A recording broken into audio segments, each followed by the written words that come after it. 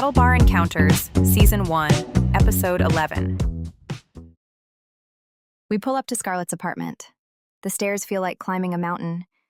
Every muscle in my body is heavy, saturated with a grief I didn't know could be this physical. I collapse onto her velvet sofa, the same one where we celebrated my first prototype only months ago. Drink this. It's tea with too much honey. Don't argue, just drink. I stare into the amber liquid. It's the color of the sunset Cruz and I watched in San Francisco. I want to pour it on the floor.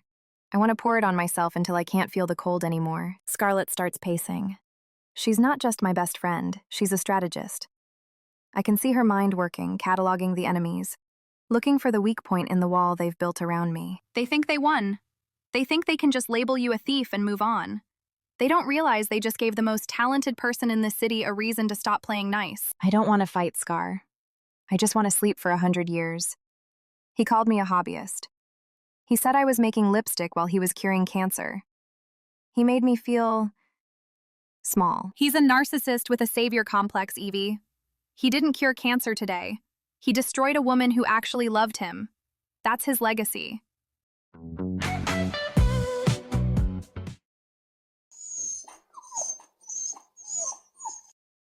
The second I step into my condo, Cat Dog bolts toward me, tail wagging, eyes full of that unconditional loyalty that suddenly feels like an accusation. He's sniffing my hands, looking for her scent.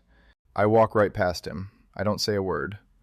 I don't acknowledge the one thing in this world that actually loves me. He whines, confused by my coldness, and I get it. I'm a stranger to myself right now. My skin feels too tight. My blood feels like battery acid.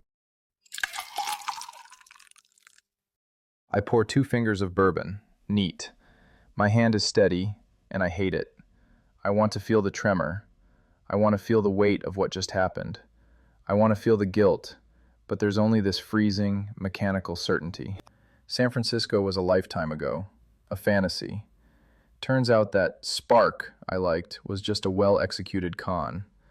A girl playing a part to get a seat at the table. Pretty packaging, innocent green eyes, and a hand in my pocket the whole time.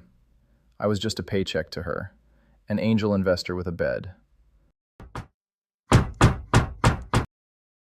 I glance at the security panel, ready to unload every ounce of my betrayal on Evie if she's come back to beg. But it's not her. It's Mrs. Patterson, and she looks like she's about to declare war on my entire existence. You arrogant, cold-hearted son of a bitch! Mrs. Patterson? It's late. I'm not in the mood for... Don't you mood me, Cruz Adler! I have lived in this building longer than you've been alive. I have seen men like you. Men who think their bank accounts make them gods. But I have never seen someone so genuinely kind, be so thoroughly gutted like she was tonight. I sat with her on the curb while she couldn't breathe. She stole from me. She used my company. She's a criminal, Mrs. Patterson. You didn't even listen to her. You didn't even look at her. You looked at a piece of paper and decided she was trash. You're throwing away something real because you're too scared to be vulnerable. You're a coward, Cruz. A brilliant, wealthy coward. And let me tell you, if I ever collapse in the hallway, do not touch me. Do not call your fancy doctors. I'd rather take my chances with the floor than have your cold hands on me. Mrs. Patterson's footsteps stomping away. The door slams down the hall. Silence.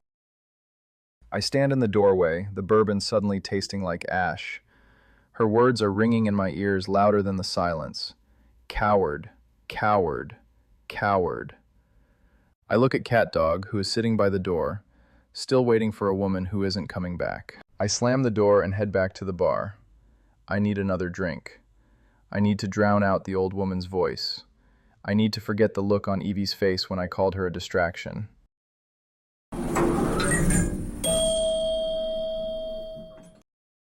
What the hell is going on? Did you piss off the neighborhood watch?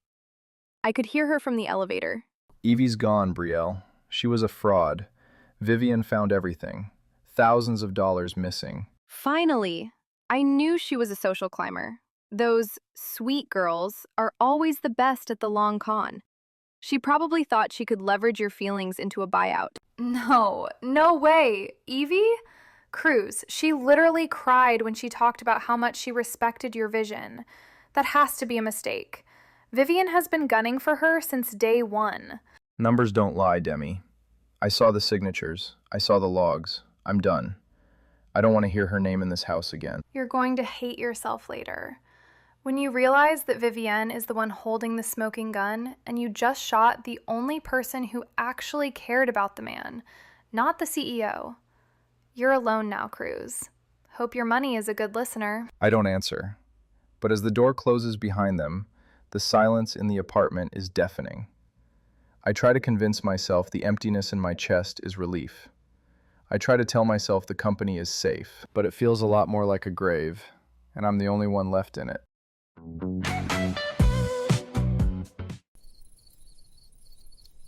I'm staring at the ceiling.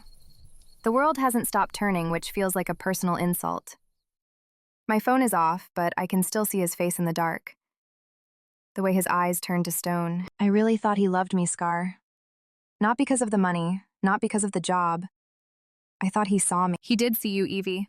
That's why he's lashing out. He saw something so bright it scared him, and the moment he had an excuse to look away, he took it. He's not a hero. For the first time since the gray room, a tiny, cold spark flickers in my chest. It isn't hope. It isn't love. It's the slow-burning heat of a woman who has nothing left to lose. The fall from grace is never silent.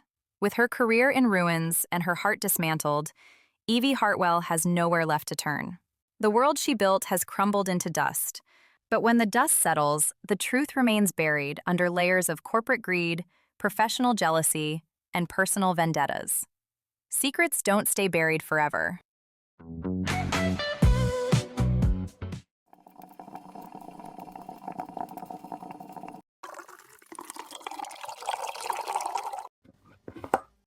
The humiliation burns as much as the grief. Grief says I lost something precious. Humiliation says I never had it at all. I can't look in the mirror without seeing the idiot girl who believed love could be simple. The girl who thought being good would be enough. The girl who didn't realize that sometimes people don't break you because they hate you. They break you because it's convenient. He's not eating you alive from the inside, Evie. You're doing that to yourself. And honestly, you're way more creative at self-destruction than he ever was. Impressive. Concerning, but impressive. I can't stop hearing him. Every time I close my eyes, I see his face. Like I was nothing. Like I never mattered. Like he ripped me out of the story we wrote together and penciled me in as a footnote he regretted. Evie, listen to me. That man looked you in the eye and chose to believe a fucking Excel spreadsheet over the woman who knows how he takes his coffee. That's not love, babe. That's emotional terrorism with a Stanford degree and a lab coat. But what if I was just naive? What if I was just some girl playing dress-up in his world? Stop. Stop gargling his Kool-Aid. You built an empire while he was busy building trust issues. Your lipstick sold out faster than a Taylor Swift concert in Paris. That's not luck, that's sorcery. Damien, Mr. Harvard MBA, dropped $5 million because he saw a unicorn.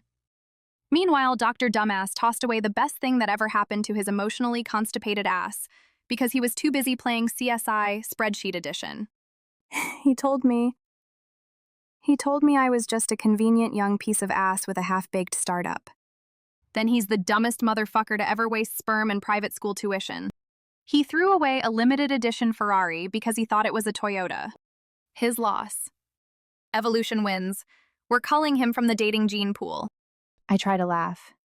It comes out broken. Like even my sense of humor has a limp. But the smallest part of me, the part that still recognizes truth, flares. Tiny, hot, alive.